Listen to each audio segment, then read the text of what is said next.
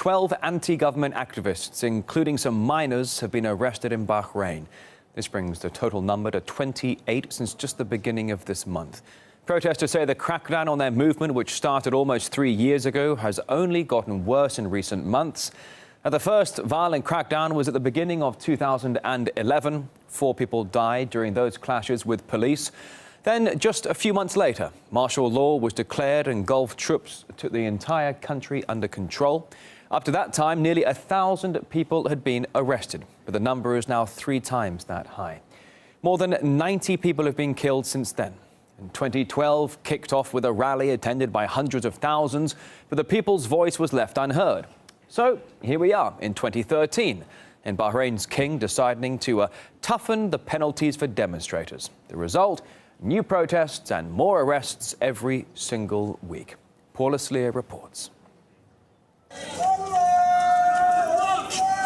It's the Arab Spring's forgotten revolution.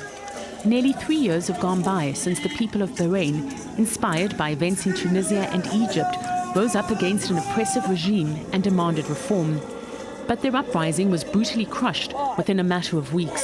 We have published the name and the picture of all the people responsible of the grave human rights violation in my country, Bahrain, starting from the small police officer and Minister of Interior, reaching to the King of Bahrain, who is legally responsible of all the human rights violation in Bahrain. Syed Yusuf al-Muhaftar has been forced to seek refuge in Europe because of death threats against him and his family. Like other Bahraini activists, he criticizes Washington and its allies for being quick to condemn crackdowns in some countries while ignoring others.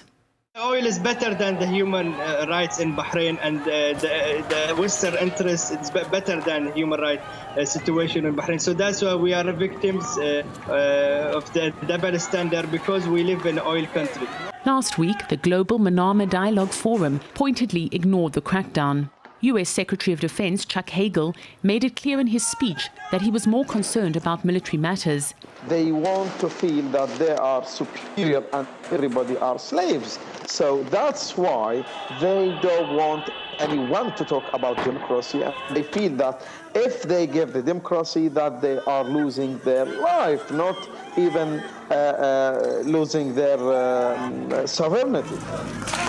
So far, according to Amnesty International, more than 100 people have been killed and almost 3,000 imprisoned in the Bahraini protests.